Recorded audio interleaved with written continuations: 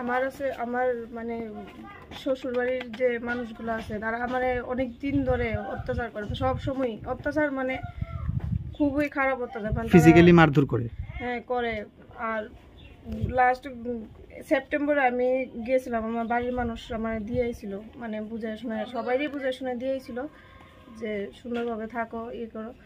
আমি তো আমার যেরকম কইছে আমি ওইরকমই থাকতে চাইছি, কিন্তু তারা আমার লগে মানে খুব বাজে ব্যবহার, তারা কথা কয় না, তারা মানে সব দিকে তালা দিয়ে রাখে। তারপর লাস্ট 12 তারিখে মানে ঘরের সামান্য ঝগড়া নিয়ে এসে রাখে, আমার হাজবেন্ড আমার উপরে হাত তুলছে, মানে প্রচণ্ড হাত তুলছে। আমার মাথার ব্যথা, আমার পিঠে ব্যথা, সবখানে ব্যথা দিচ্ছে। তারপরে আমি আমার বাড়িতে ফোন করছি, ফোন করার পরে রাত্র 12টা বাজে আমার বাড়ি থেকে লোক গেছে, গিয়ে সেরা মানে নিয়ে হসপিটাল গেছে। তারপর বিশালগড় মহিলা থানার মধ্যে গেছি, আমরা একটা কমপ্লেন করে আইছি। তারপর ওইখান থেকে তারা পরের দিন ফোন করবো জানানো হয়েছে, তারা ফোন করছে না। তারপরে আমি কালকে গেছি, কালকে করতে 17 তারিখে আমি যাওয়ার পরে তারা ফোন করছে, তারা ওই আমার শ্বশুরবাড়িতে। তো আমি গেছি 2টার সময়, তারা ফোন করা হয়েছে, তারা গেছে 5টার সময়। তা আমি অনেকক্ষণ বয়ে থেকে গেছি, আমি তো বাচ্চা নিয়ে গেছি। তারপরে আমি আয়া পড়ছি, বাচ্চা নিয়ে এসে আয়া পড়ছি। আমি আয়া পড়ছি পরে তারা আমার 5টার সময় ফোন করছে যে তুমি আয়ো। তারা আইছে। কোনখানে? আমার শ্বশুরবাড়ির ঠিকানা আছে উত্তম ভক্ত চৌমুনি।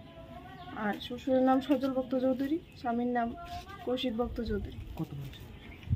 আমার মানে অনেক দিন ধরে হইতেছে, প্রায় 8-9 বছর ধরে এরকম হইতেছে।